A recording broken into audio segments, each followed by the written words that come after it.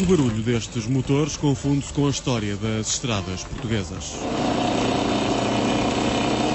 Eu acho que toda a gente, a nível nacional, reconheceu a história da Famel, ou digamos, eu acho que não há nenhum português que não tenha uma Famel.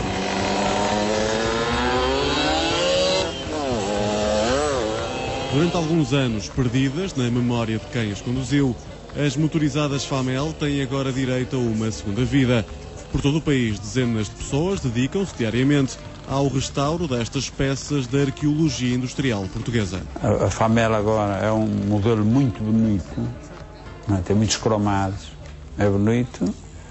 Então a malta virou-se para a Famel. XR. Quem não se lembra das Famel Foguete e Foguetão, das Phantom, as primeiras com motores Undap, das Famel Z3, dos tricarros, da XF17 com motor de 5 velocidades ou mesmo das Famel de competição. Depois de muitos quilómetros e outras tantas histórias, as Famel chegam às mãos de quem promete ressuscitá-las. Chegam algumas aí que até a gente as encontrasse no lixo não pegava. E elas vinham aí e saem daqui novas. Aqui, que eles arranjam, né? Mas aqui é mais um passatempo. Aqui para a malta, para nós. Família, cunhados, genros e filhos, é tudo motas deles, né? Não é nada para vender nem coisa nenhuma, é tudo para nós. É só para nós. E algum amigo que queira, a gente paga as peças, normalmente, né? E a gente monta. Chegadas à oficina, as motorizadas são alvo de um profundo trabalho de restauro. Primeiro tem que se arranjar as folgas todas, como o meu pai disse. Depois mete-se tudo como ela vai ficar, ver se está tudo no sítio. Depois vai, as peças for cromar têm que ser reparadas, os cubos vão polir, a pintura vai já de areia, lacar, depois é só montar. Normalmente quanto tempo é que levam a fazer esse restauro? Em média? 2 meses, 3 meses, depende. Okay, kids, stick it in there.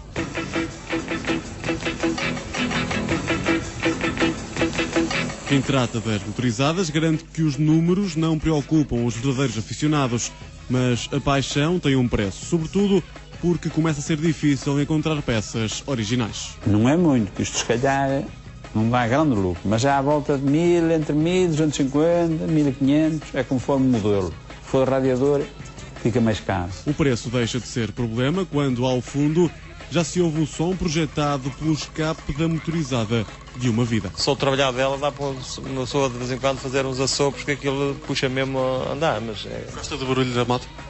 De que maneira? Por isso mesmo é que uma pessoa de vez em quando puxa mesmo por ela, até ela ganhar mesmo para ela, porque eu gosto do barulho que ela tem em trabalhar. Esta parece, mas não é, a Famel de Cristiano Ronaldo, que ainda assim, se quiser guardar por madrinha um pedaço da história das duas rodas em Portugal, pode muito bem recorrer à internet, onde já há uma autêntica rede social subordinada ao tema. Há sempre aqui uma envolvência que, até às vezes para determinadas peças, depois consigo encontrar mais facilmente e, por vezes, não sendo cá, fora mesmo, Holanda, França, Espanha, por vezes pequenas coisas vão se encontrando. Em Vila Praia de Âncora, Bernardino Vilhena aproveita todos os fins de semana para restaurar as motorizadas de amigos. A paixão começou quando decidiu reanimar esta Famel 77. Recordo que era o transporte que nós tínhamos para o trabalho, o transporte que nós tínhamos para o passeio, incluindo a mulher e até os filhos em cima. 3 vezes, ainda fui do Porto para aqui muitas vezes com os 3. Minha filha mais velha ainda era pequena. E era o nosso transporte, era esse. Eu tenho gratas recordações disso. Só que agora, se calhar, já não me podia fazer essa viagem. Pois, a idade é outra e também o medo também já aperta um bocado. Se para Bernardino as Famel ainda são apenas um hobby, em Santa Maria da Feira, Manuel Pinho e os filhos vivem do restauro destes veículos, muito por culpa de clientes viciados. Esta foi a primeira a ser restaurada aqui no Concelho de Abreu das Meias. Nem não se falava, eu tinha visto na internet e falei ao meu irmão e o meu irmão já era ele solteiro e ele começou a restaurar.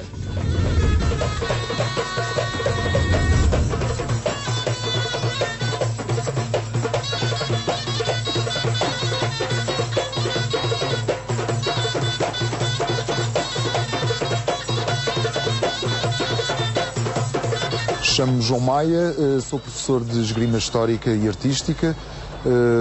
trabalho em tudo o que é eventos históricos, cinema, recriações históricas, feiras medievais, e estamos num local muito bonito, que é o Forte Bom Sucesso, ao lado da Torre Belém, que é um forte que está ligado à Liga dos Combatentes, que é o espaço onde eu exerço a minha profissão de professor de esgrima.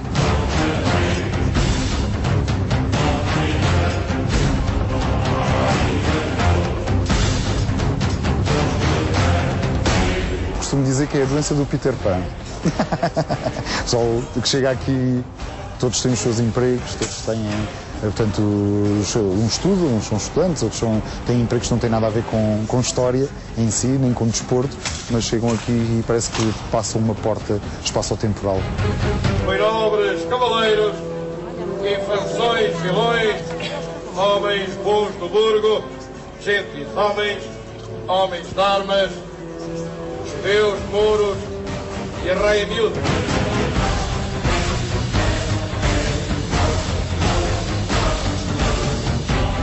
Desde o equipamento até ao comportamento da personagem que nós estamos a recriar é importantíssimo, não é só o combate, se nós dois homens fizéssemos um duelo de esgrima, não é só isso, é todo o mundo envolvente, toda a maneira como eles se comportam. Um cavaleiro do século XII comporta-se totalmente diferente de um nobre do século XVIII.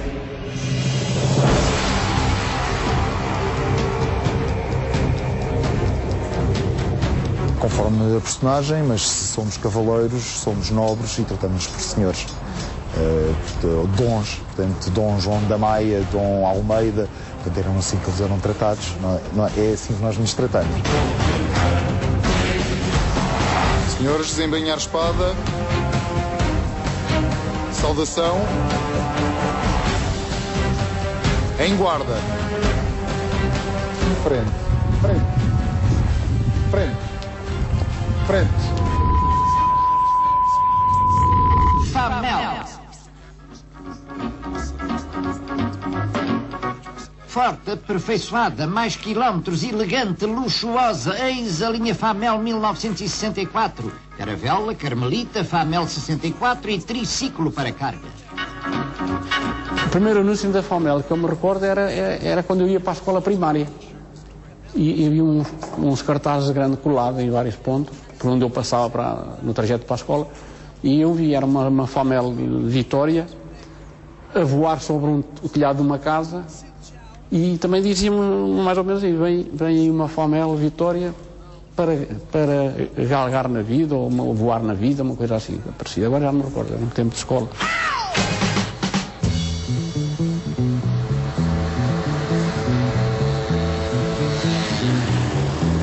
Perceber a história da Famel obriga a recuar até à década de 60 do século passado, quando dois irmãos decidiram que a fábrica de produtos metálicos, em Águeda, ia fazer um upgrade produtivo e apostar em motocicletas e motociclos. Tudo começou com as Famel Vitória, ainda com pedais. Só mais tarde, já em plena década de 70, surge a designação Famel Zundap. A Famel é a empresa em si, a Zundap era a marca do motor. Portanto, o motor era proveniente da Alemanha, da empresa Zundap, mesmo tinha esse nome, Zundap, e fomos pioneiros no motor Zundap, em Portugal. A fábrica fechou em 2002, a braços com o fracasso das Electron Scooters elétricas.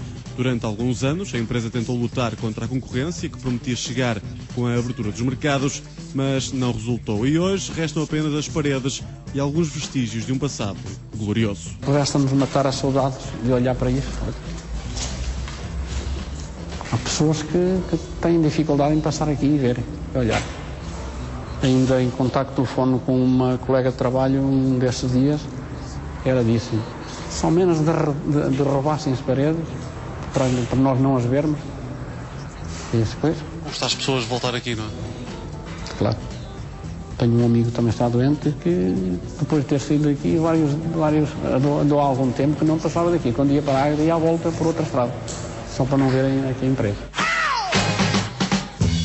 Serafim Paula chegou à Famel com 14 anos de idade e por lá ficou quase meio século. Era apenas mais um dos 600 funcionários que chegavam a produzir mais de 90 motorizadas por dia. Este modelo é o sucessor de um outro modelo que foi um dos ex-libris da Famel, que era a Phantom, que tinha proteção de pernas na frente e na retaguarda. E a pessoa, por vezes, quando caía, ficava agarrada à motorizada e não batia com o corpo no chão. Chamavam nas perneiras ou os guarda-perna. E este modelo é um desses sucessores, os ex-libres da Famel. Era a Phantom, que servia até de trator quase, era a Z3, a Z2 e a Z3 e era a XF. Foram os ex-livros da Famel. Neste regresso ao passado, Serafim tem a companhia do amigo de sempre, Fernando Dias, que trabalhou 40 anos na empresa. Era ele quem testava todas as motorizadas produzidas. Chegava ao fim do dia, estava cansado. Passar 80 motas por a mão por dia era cansativo. E não enjoava andar de Famel? Sim, chegava a ficar um bocado saturado. E depois ainda ia para casa de moto? Ainda ia para casa de moto. Com uma Famel também? Uma Famel. Sempre tive uma Famel. As motorizadas Casal, Macal e Sage foram sempre as grandes concorrentes da Famel, que ainda assim resistiu a tudo e a todos. Construiu modelos para todos os gostos e para todos os sexos. Nós fabricamos motorizadas também para a senhora. Era? Quais? A Z3 e a Z2. Eram motas direcionadas para o público feminino, era? Era. O que é que tinham de diferente? Tinha um motor de menos potência, tinha um quadro, uma estrutura já cortado de forma que facilita a pessoa entrar e vendeu-se, também fomos pioneiros nesse mercado. Foi um sucesso? Ou... Foi um sucesso. Foi um sucesso. A XF, a Z2 e a Z3 foram um sucesso. Ter uma Famel era sinónimo de vitalidade económica. Saídas da fábrica custavam já na década de 70 do século passado perto de 20 contos. E mais tarde, ter uma XF17 que chegava a atingir os 100 km/h era a moda. Especialmente quando nasceu a XF. A XF foi o sonho de muita gente, foi a desgraça de muita gente, alguns estão em cadeiras de roda, que ainda existe muita gente, por acidentes provocados por aquela moto. Era doloroso, a gente ouvir lá, até ver as máquinas a entrar na Famel todas partidas, era doloroso. Hoje, a XF17 é mais restaurada. Em tempos, era mais temida pelos pais. Antigamente era a motorizada da morte. As pessoas diziam, isso é a motorizada da morte, porque morreu muita gente com a XF17. Não morriam com uma FS, uma Sage. Quando alguém morria de motorizada, era uma XF17. Por isso é que foi considerado a motorizada da morte. As pessoas falavam e os pais não compravam. Nem era toda a gente que comprava para os filhos. A sinistralidade não desviou a XF17 da glória, que impulsionou a Famel até ao fim da década de 90. A entrada na Comunidade Económica Europeia e a automobilização do país tiraram protagonismo às motorizadas. Quando se introduzem elementos como a eletrónica, os plásticos, era necessário haver investimentos muito fortes e a estrutura das empresas e ao mesmo tempo associado à quebra da dimensão do mercado, não tinham, digamos, músculo financeiro e tecnológico para acompanhar essa necessária evolução. Na Abimota eram testadas as Famel. Hoje restam estas duas, uma XF25, sucessora falhada da XF17, e uma KS50, ambas novas, ambas parte da história industrial portuguesa. Apetecia-me levá-la embora, sim. E já estou com alguma saudade só a olhar para elas. Mas de preferência preferia aquela, a KS50. Em frente.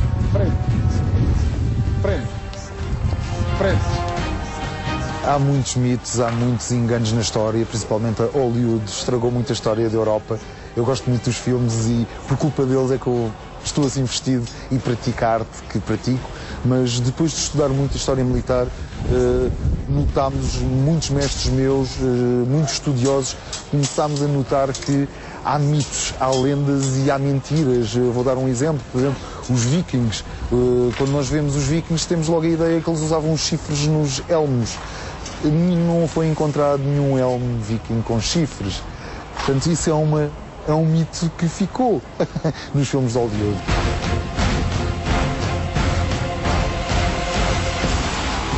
O mito mais conhecido português é a espada de Dom Afonso Henriques. Há quem diga que pesava 15 quilos, outros dizem que 20, outros 30. Impossível, ninguém consegue pegar em 30 quilos e manejar a guerrear como uma espada de 30 kg. É impossível. A espada da época do século XII era uma espada que pesava no máximo 1,5 kg. De 1,5 kg para 30 kg, ainda vai uns quilos.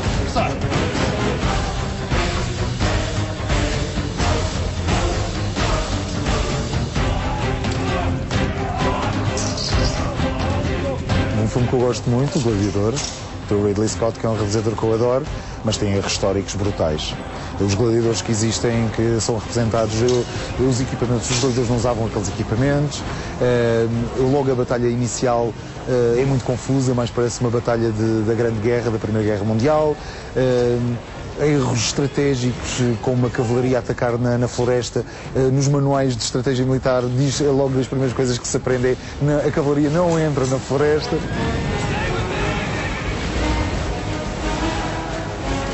Temos que ter um equilíbrio entre o rigor histórico e o espetáculo. E por vezes temos que passar um pouco o rigor histórico. Isto é a mesma coisa como, por exemplo, vou dar um exemplo da espada lusitana. O que é fazer um espetáculo no Museu Militar de Lisboa? Eu tenho que ter o rigor histórico a 100%. Ou fazer um espetáculo numa feira medieval, onde tenho que dar espetáculos.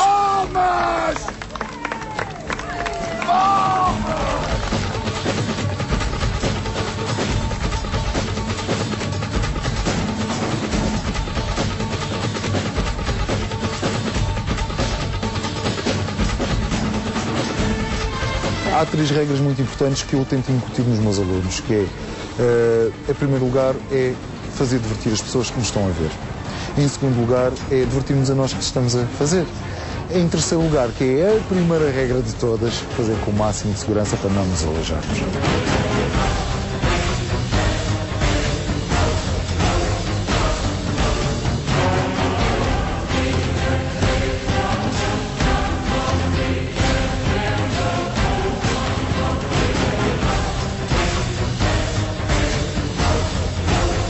É obrigatório as espadas não estarem afiadas, portanto, para esgrima de espetáculo ou esgrima de torneio, de recriação histórica, utilizamos armas negras, portanto, a arma branca é afiada e pontiaguda, que são os originais. As nossas armas de espetáculo não podem estar afiadas, nem podem estar com o bico pontiagudo. Não vai alguém vir mal disposto um dia, não? Sim, não pode mesmo, e é uma coisa que eu costumo sempre dizer: se a pessoa vem com problemas de casa ou problemas do emprego, prefiro que não treinam, porque mesmo que são armas que não são afiadas, mas é uma espada, sem dúvidas disso, e se levarmos uma pancada numa mão, pode partir um dedo, e nós tentamos que não aconteçam os acidentes.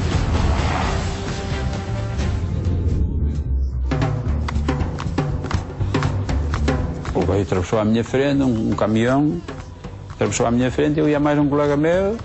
Eu, quando vi que não tinha hipótese de passar, deitou-me. Eu deitei-me, fiz força para deitar e passámos por baixo.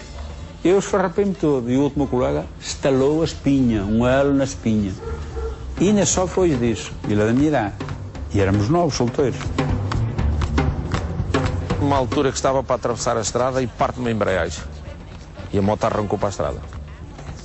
Estava atravessado e a embreagem partiu-me e eu galguei à estrada. Tive sorte de não ser apanhado por um carro.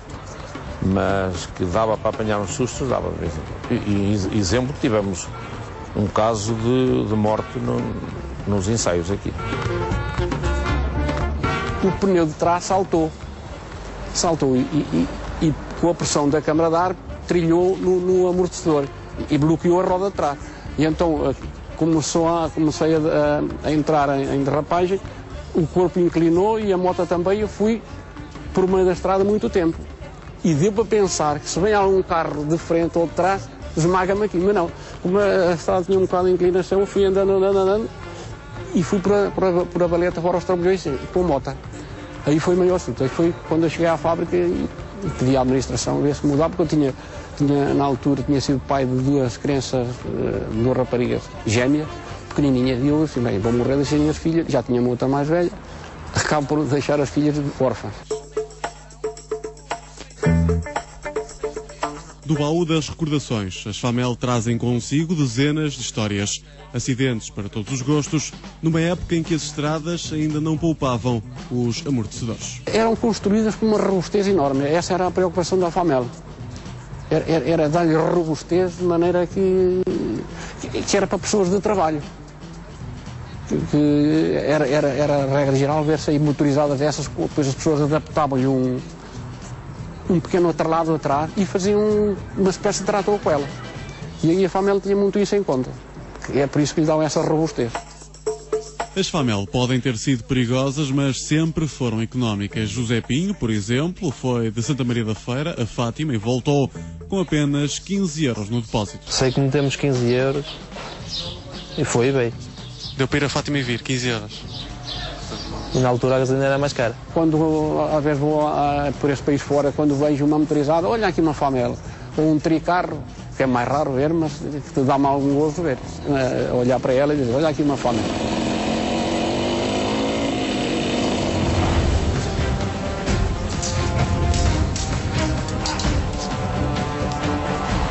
Hoje estou vestido já a um traje de princípios do século XV, portanto já podemos falar no princípio dos nossos descobrimentos. Portanto já é um equipamento mais elaborado, mais bonito, é final de idade média, renascença.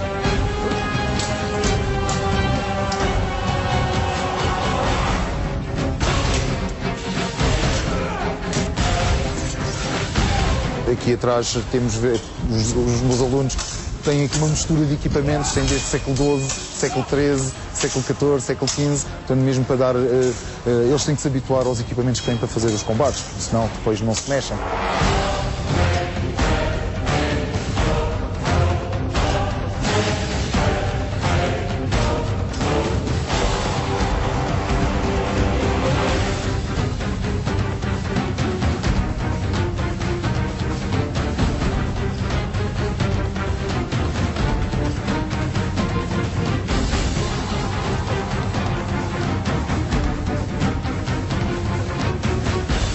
Comecei muito miúdo e comecei porque adorava, para já adoro a espada em si, é uma arma que simboliza muita coisa, principalmente se nós vermos a estátua da justiça, ainda tem de um lado tem a balança, do outro lado tem a espada, portanto é um objeto que está no nosso, na nossa cabeça desde os filmes, tudo isso, e foi um gosto que eu tive desde miúdo.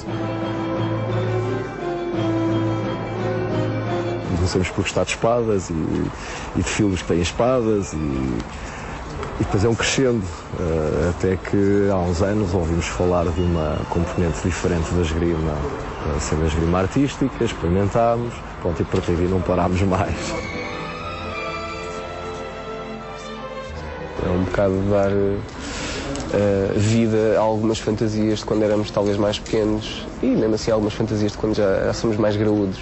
Mas é sempre giro, é um pouco de transmitir muitas vezes aquilo que está dentro de nós e não transmitimos no mundo presente. Então para alguns é libertador.